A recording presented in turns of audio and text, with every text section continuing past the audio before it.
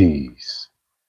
Welcome to the YouTube live book reading of The African Origin of Civilization, Myth or Reality by Dr. Cheikh Anta. We are in the 10th chapter. Peace, YouTube. We are in the 10th chapter reading, and now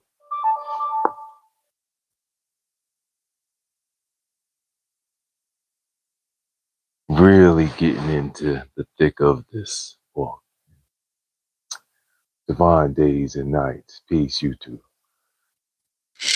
I'm your moderator and narrator,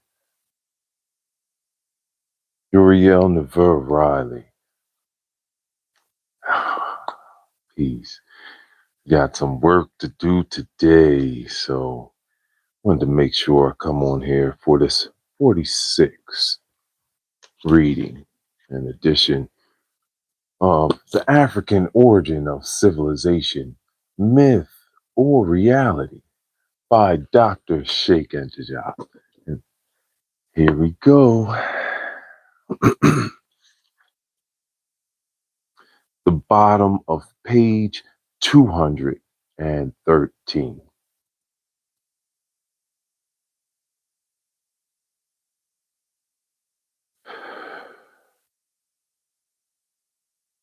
Pharaoh Meneptah speaks of all those peoples as rebellious vassals. The text specifically states that the land of the Hittites is pacified. This confirms the notion that after the conquest of Thutmose III, 1580 BCE, the Hittite land never ceased being a vassal of Egypt. Meneptah sent them wheat to avoid a famine, just as a colonial power today might do for one of its dependencies. The end of his reign saw an expansion of feudalism.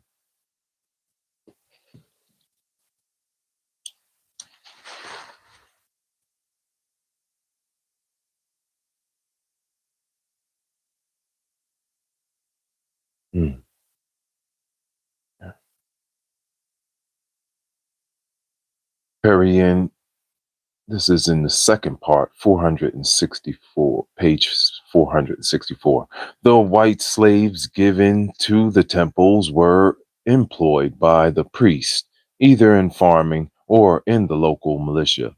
With the collapse of the central power, local militias increasingly assumed local security functions, taking advantage of the anarchy.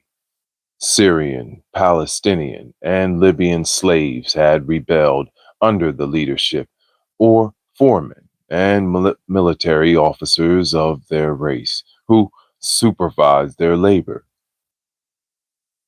Perian quotes a passage from Diodorus relating that American slaves captured by Ramses II took advantage of the turmoil to revolt and create near Memphis a village that they controlled and called Babylon in memory of their country. Similarly, Phrygians founded a short-lived village called Trioon, or Troion, in memory of Troy.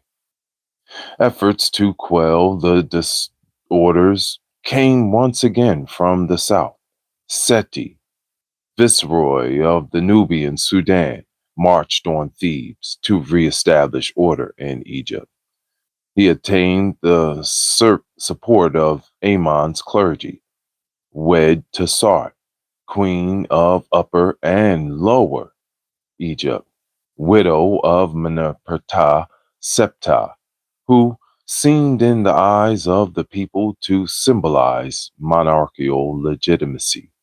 As Seti II, he reigned from 1210 to 1205 and succeeded temporarily in restoring law and order. Shortly thereafter, Egypt again sank into anarchy and insecurity under the great feudal lords. This lasted until Setneket created the 20th dynasty, 1200 BCE. After he had reigned for 2 years, his son, Ramses III, succeeded him under extremely difficult conditions. He had to face a new invasion of sea peoples by land and sea, especially by the Palestinian Philistines. He reinforced the Egyptian fleet assigned to defend the mouths of the Nile, the most formidable coalition ever witnessed during antiquity was formed against the Egyptians. It comprised of the whole group of white-skinned peoples who had been unstable since the first migrations in the 13th century. They set up the immigration camp north of Syria. Thanks to superior organizations, the Egyptian armed forces scored a dual victory on land and sea over the Second Alliance. The fleet of the peoples of the North was entirely destroyed, and the invasion route through the Delta was cut. At the same time, a third coalition of the same white skinned Indo Aryans was being assembled, again in Libya, against the black Egyptian nation. Yet, this was not a racial Libya. It w- Yet this was not a racial conflict in the modern sense. To be sure, the two hostile groups were fully conscious of their ethnic and racial differences, but it was much more a question of great movement of disinherited peoples of the North toward richer and more advanced countries. Yeah, yeah, if they were hungry and know, outsiders. It just kept marching in and trying to get into this inner area. See?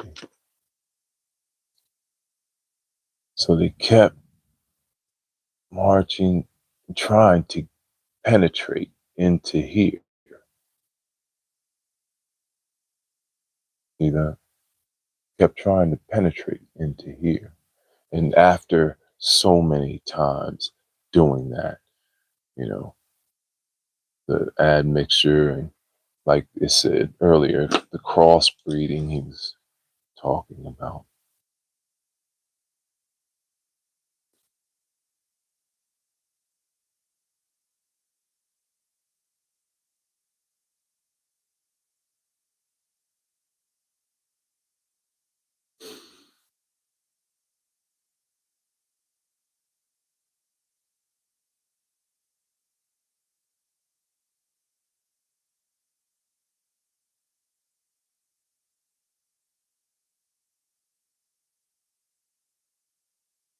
Ramses III demolished that third coalition as he had destroyed the first two. As a result of this third victory over the Indo Aryans, he took an exceptional number of prisoners. This enabled him to increase appreciably the slave labor force of on royal construction sites and in the army. Such was invariably the procedure for acc- acclim- uh, acclimating acclimating white skinned persons in Egypt, a process that became especially widespread during the Low Period. By bearing this in mind, we may avoid attributing a purely imaginary role to people who contributed absolutely nothing to Egyptian civilization. Welcome, peace. Thank you so much for reading and being here and community with us live from the light. We read books in this peaceful part of YouTube, you know. And so we're reading The African Origin of Civilization, Myth or Reality by Dr. Cheikh and Diop, and translated and edited by Mercer Cook, 1967. From an African himself, writing, a scholar, a big university named after Dr. Cheikh and Diop in Senegal. And, he really laid it on us in layers so that we could get what he was putting out. And so I wanted to make sure, come on here, give you this peaceful reading for the day, and we get to go out into the world and shine our light. We like to uplift the people on this peaceful part of YouTube. All right. At the top of page 215 is where we are. Ramses III then carried his defense to Phoenicia, or Dejai in ancient Egyptian. On the northern frontier of the Egyptian Empire, he took personal command of the fleet, and near the Palestinian coast, he annihilated the Fourth Coalition in 1191 BCE. This disaster was unprecedented. The enemy fleet was totally destroyed to prevent its escape. A new slave labor force was now available. But he could not import an entire people into Egypt, so he settled them on the very land where they had been defeated. This was the origin of the Philistines, the Sea Peoples, were definitely demoralized after that setback. Yet we can understand, after all those upheavals, to what extent the ancient ethnic groups must have been disrupted all around the Mediterranean, except for Egypt, which alone had been able to repulse the Indo-Aryan invasion. Meanwhile, the Libyans in the western part of the Delta were organizing still another coalition, the fifth directed against the Black Egyptian nation by the Indo-Europeans. Ramses III defeated them at Memphis in 1188 BCE. After that date, the white Libyans never again revolted against Egypt, but they tried by every possible means to infiltrate peacefully and to settle there as serfs or semi serfs, working at various kinds of manual labor as farmers, artisans, especially in the Delta. They were also employed in the army as an auxiliary foreign corps called Kethek or Kehek. The situation was identical in the Nubian Sudan, where Libyans were also used as semi serfs in the army. But the Libyans settled in the Delta because of its proximity. These people, whose alien slave origin was obvious, would gradually be freed by Egyptian law. Later, some would become notables as a reward for loyal services to the Egyptian ruler.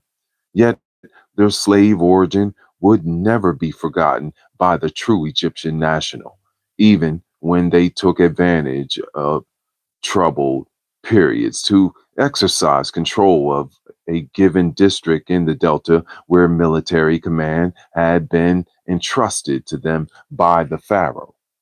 We shall see how these foreign elements, who felt no real sentimental attachment to Egyptian soil, were to undermine political mores, beginning with Psammaticus. Awesome. Woo! Bottom of page 215. Because we're reading here, remember this is chapter 10, the evolution of the ancient Egypt. And we're getting to see in very fine night detail how this slow, gradual change came to be to where, you know, they tried to literally erase the history of where they get their history from. And that's why this book is very powerful and being banned all over. That's why I wanted to make sure I give it another voice because it has been read here on YouTube. Um, I don't know if specifically it's been live reading. So this is a channel where we leveled up to where we read live now. Thank you so much for being here and joining us. We're pushing towards 700 subs on this peaceful part of YouTube where we read books. A master fitness trainer, Uriel Riley. Highest heart, love, and honor. All right, down at the bottom of page 215 in this 10th chapter. Here we go. To protect the country against invasion, Ramses III had to resort to conscription, drafting one Egyptian national out of 10. Period. In this second part, for page 476. Because of their immunity, we do not know whether the measure was applicable to the temple properties, since Ramses II, Libyans, and other white foreigners who were recruited into the auxiliary armed services had farmed land belonging to the royal domain, of which the well informed Egyptian administration kept a strict accounting. To prevent their flight in troubled periods, Ramses III had them all branded with a seal of the local administration. This old Egyptian practice leaves no doubt about their slave status, whether they were farmers in peacetime or enrolled in the auxiliary forces in time of war. Authors often misuse the term mercenaries to designate those who were, in fact, slaves, bearing the indelible mark of their royal master. The Egyptian army was losing its nationality. It was rapidly becoming a force of free mercenaries or semi slaves, commanded by national officers. Only the high command and a few detachments of archers remained Egyptian. Period. In the second part, page 477. This procedure reached its climax under the Libyan usurpers of the 26th dynasty, more precisely under Psammaticus. The political and social situations under Ramses III and immediately after his death is described in detail by the Harris Papyrus, an exceptionally long document of some 115 pages. A review of the land registry shows that the temple properties constituted 1/7 of the arable lands, which according to modern authors, covered about 5 million acres lands allocated to the Theban temples, enjoying general immunity, amounted to approximately 585,000 acres, with 86,436 slaves to farm them. For Heliopolis, there were 113,000 acres and 12,364 slaves. For Memphis, 6,800 acres and 3,079 slaves. Donations to the temples by Ramses III during 31 years of his reign were of comparable modesty. All right. This is um, the donations that they're going to highlight. Peace. Wow. Well. Bonjour. Bienvenidos. Hi, it's Heart Love. Thank you for reading books with us and being here in this peaceful part. Gratitude. All right. So now this is a registry of what has been tracked in this writing. 3,648 Devon, 328 kilograms, or 722 pounds of gold. 6,027 Devon, 525 kilograms, or 1,155 pounds of silver.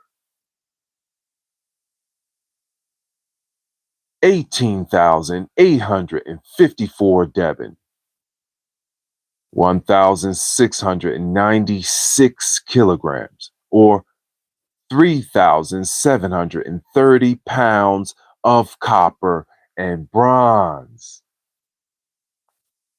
28 Devon, 2.3 kilograms, or 5 pounds of precious stones. Precious stones. 155,381 jars of wine, or 5,012 per year, and 2,418 head of cattle, or 78 per year. Perian, who reports those statistics, observes that the donations were hardly enough to provide for the celebration of the cult of the king. All the figures cited seem ridiculously low compared with the size and density of the population at the time, quoting several ancient writers, Marcel Reinhard and André Armenagold. Adopt an average of 7 to 8 millions for the population of Egypt, corresponding to a density or the order of 200 per square kilometer, some 520 per square mile. We'll pause right here. Wow. See? Oh, thank you so much for being here. Divine days and nights live from the light. Wish all the sounds and sights are nice and peaceful for you when this reading comes into you. So grateful and thankful for all we have right now and all that's coming to us.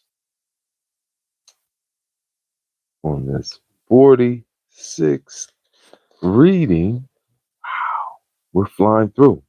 We'll pick back up on page 217 at the top when we reconvene. Divine days and nights. Thank you so much for being here. Hi, it's Heart Love. Thank you. Yeah, great. Thank you for the likes and subs. We're pushing towards 700. And so, running through it. The African origin of civilization, myth, or reality. And y'all chose so well. I mean, you couldn't make a bad decision and choice between the two books. So thank you. We are flying through, getting all our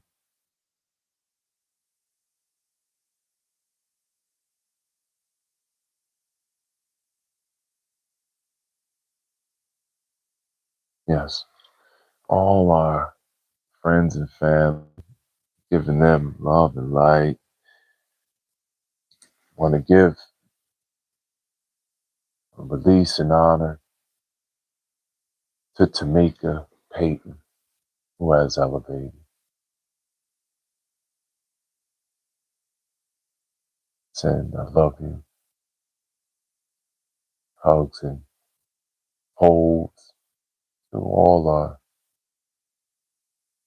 friends and family that have lost someone recently in the last week that have elevated.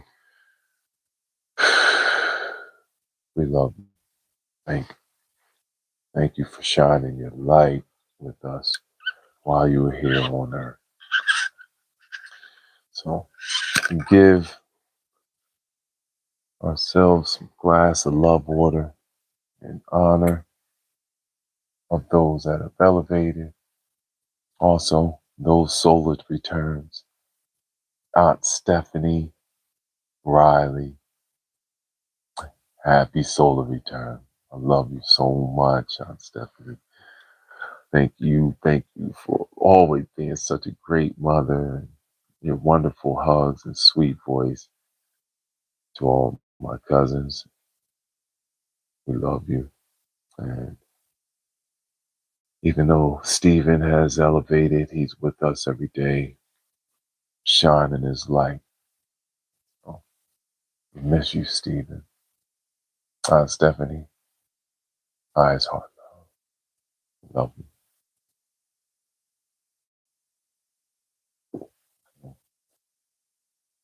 I love you. I love you. I love you. That's great love, Lord. Thank you for reading with us. Look at it. The light is just shining up. You know, we raise it up.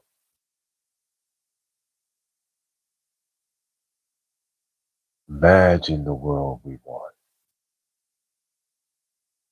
Focus on that energy. Magnetize matter.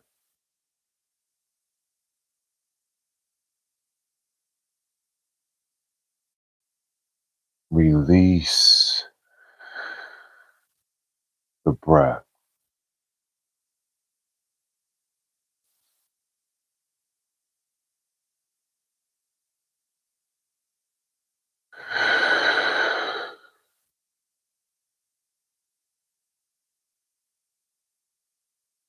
So grateful and thankful for all I have now and all that's coming to me. Thank you.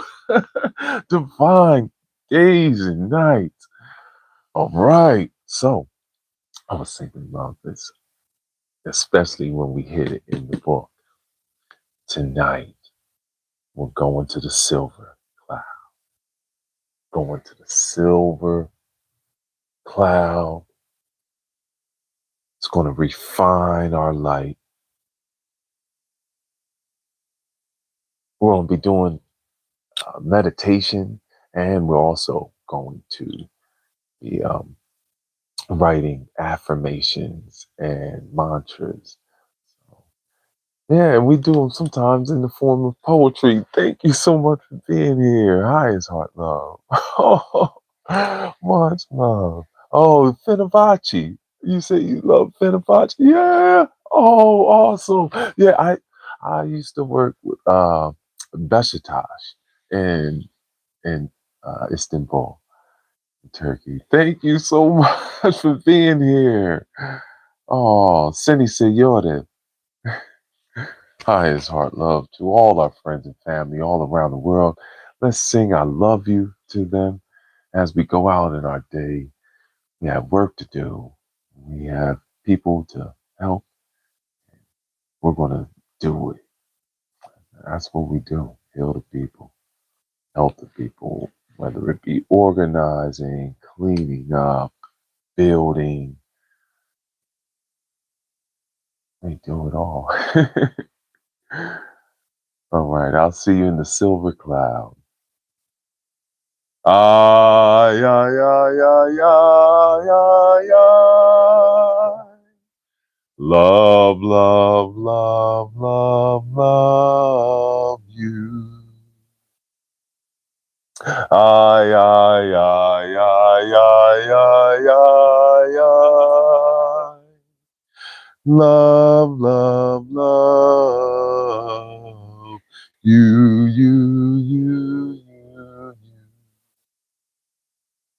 You know it. As I love myself. Oh, I love you too, bro. Thank you for being here. It's Aunt Stephanie's soul return. Fine days and nights. Look how far we've come.